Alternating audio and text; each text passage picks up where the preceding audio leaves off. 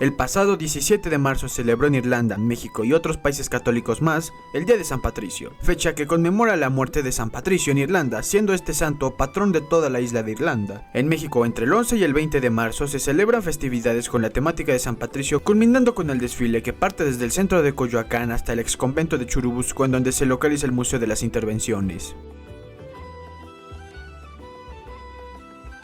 Y es precisamente este lugar en donde se desarrolló la batalla de Churubusco, en donde pelearon por última vez los hombres del batallón de San Patricio contra las tropas invasoras de Estados Unidos.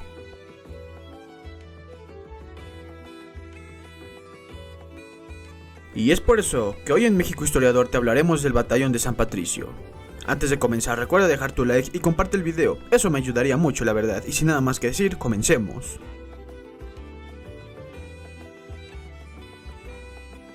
En la década de los 40 del siglo XIX, Irlanda pasaba por una terrible hambruna tras las políticas mal aplicadas del Reino Unido, provocando la muerte de más de la mitad de la población irlandesa. Esto provocaría que poco más de 2 millones de irlandeses migraran a los Estados Unidos. Una considerable cantidad de jóvenes católicos irlandeses, inspirados en la idea de obtener la ciudadanía estadounidense, además de otros beneficios como tierras y salarios, se enlistaron en el ejército de ese país, el cual estaba formado por tropas mayormente protestantes, lo que causaría una ruptura en la futura guerra que se avecinaba entre México y los Estados Unidos.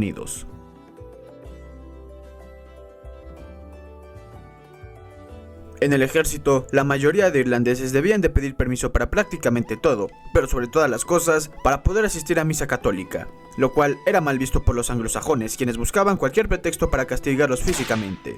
Debido a la constante discriminación, además de la desconfianza que se les tenía a los irlandeses por profesar la religión de los mexicanos, quienes por las condiciones parecían ser los nuevos enemigos de Estados Unidos, un grupo de irlandeses al mando de John Riley decidieron abandonar el ejército de las barras y estrellas, acto que sucedió poco antes de la declaración de guerra a México por parte de los estadounidenses.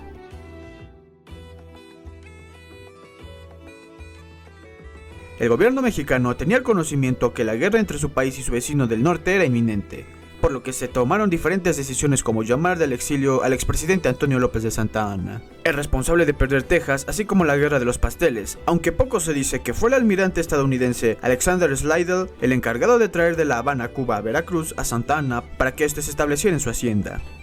Además, el gobierno en turno decidió ofrecer a los soldados desertores de Estados Unidos concesiones grandes de tierra, además de beneficios militares. En un principio, los irlandeses comandados por Riley querían volver a Irlanda, pero para entonces la guerra había comenzado, por lo que las flotillas de Estados Unidos bloquearon los puertos de México, siendo el de Veracruz el más importante. Sin nada más que hacer, los soldados pelirrojos decidieron unirse al ejército mexicano, teniendo como mayor referente al mayor Francisco Rosendo Moreno, un militar de carrera nacido en Florida antes de que ésta formara parte de los Estados Unidos.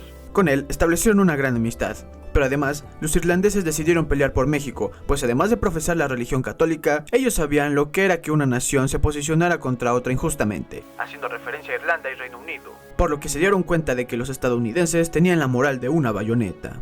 Serían John Riley y Patrick Dalton los jefes superiores o comandantes del batallón, el cual se especializaba en el manejo de artillería, por lo que el batallón sería alineado al ejército como un batallón de artillería más.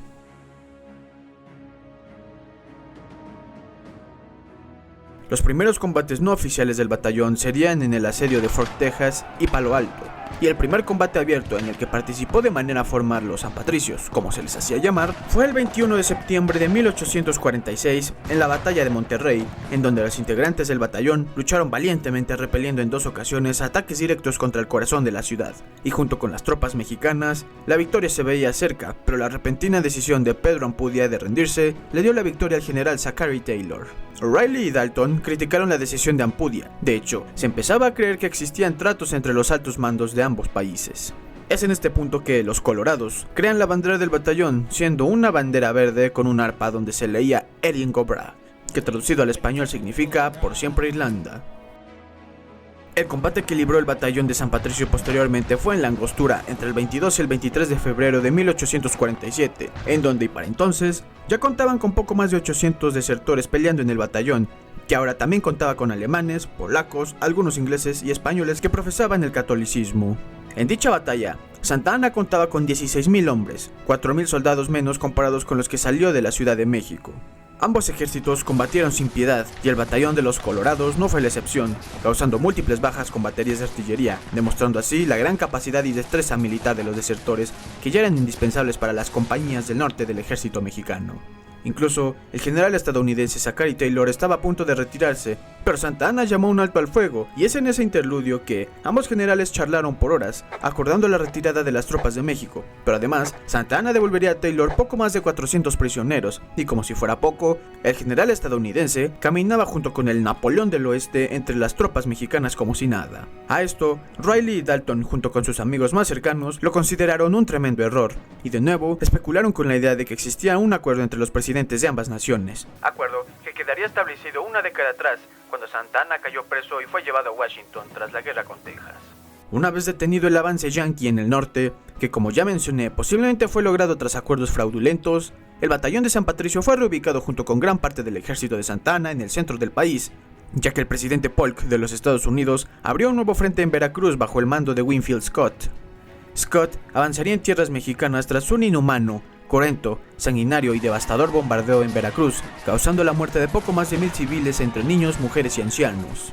Aunado a los tratos entre generales y gobiernos de ambas naciones, recordando que el gobierno estadounidense destinó $3 millones para sobornos, se suma a la campaña contra México los bandoleros antiguerrilleros de la Mexican Spy Company, comandada por el salteador y asesino Manuel Domínguez. Como dato curioso, dicha organización plantaría las bases para las agencias de la CIA y el FBI. A la caída de Veracruz, las tropas de Scott avanzaron tierra adentro, en donde se libraría cerca de Jalapa la batalla de Cerro Gordo entre el 18 y el 19 de abril de 1847. El general Scott encontró una férrea defensa que, tras sangrientos combates, terminaría por vencer la espada estadounidense, provocando la huida en desbandada del ejército mexicano, provocando la captura de armamento, parque y munición por parte del ejército invasor. En esta batalla, Riley y el batallón de San Patricio combatieron como tropas de infantería. Scott expresaría lo siguiente al término de esta batalla: México ya no tiene ejército, lo que desmoralizó a la tropa mexicana.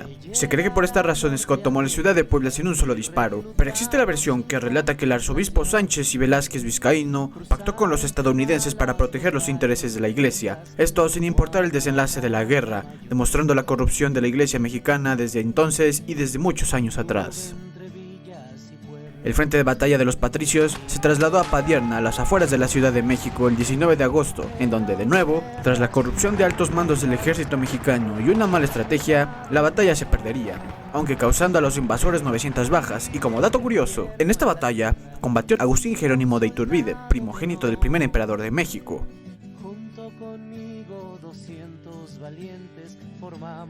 Al día siguiente, el 20 de agosto, Santa Anna ordenó a las tropas defender el convento de Churubusco, convirtiendo este en un pequeño fortín, y se aprovechó la geografía del lugar para la defensa. Las tropas de la Guardia Nacional Mexicana, los civiles españoles que conformaban los piquetes de Tlapa y el batallón de San Patricio se prepararon para combatir la batalla, la cual sería la última de los combatientes pelirrojos. La batalla fue cruenta, ningún ejército se daba por vencido. Pedro María Anaya, general en jefe de las tropas de México junto con el general Manuel Rincón, no se daban por vencidos.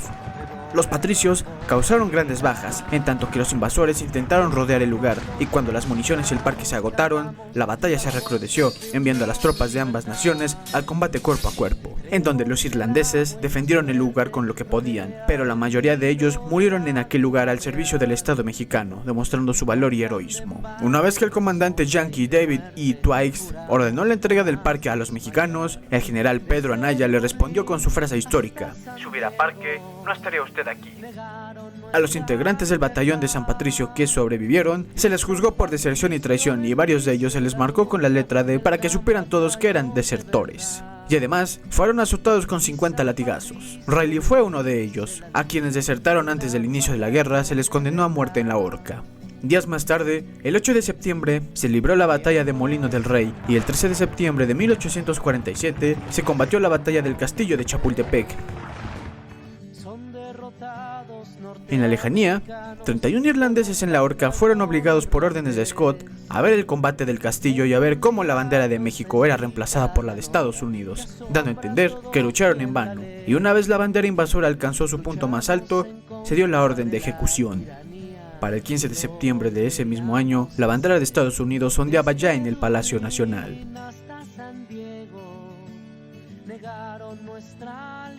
Una vez finalizado el conflicto, Riley y algunos sobrevivientes más fueron liberados. Algunos de ellos lograron reclamar las tierras que el gobierno mexicano prometió.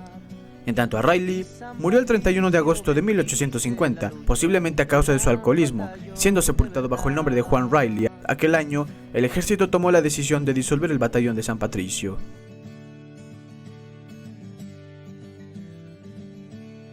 Años después, los diferentes gobiernos dedicaron monumentos, calles y lugares en honor a los integrantes del batallón. Incluso, estas se encuentran letras de oro en la Cámara de Diputados. En San Ángel, en la Ciudad de México, se encuentra una placa con los nombres de los integrantes, además de un busto de John Riley. En el año 2004, México enviaría como regalo una estatua al gobierno de Irlanda, y es precisamente en ese país, en la ciudad natal de John Riley, en Clifden, que cada 12 de septiembre son arriadas las banderas de México e Irlanda en honor al batallón y a Riley.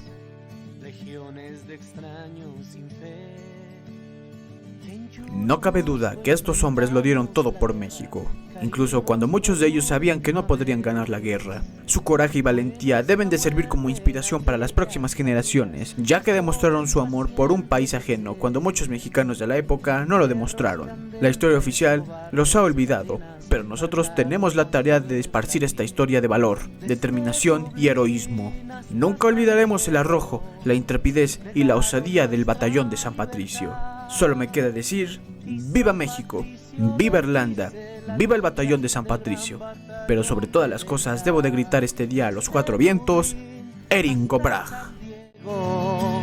Negaron nuestra libertad y San Patricio bendice la lucha del gran batallón de verdad. Y San Patricio bendice la lucha del gran batallón.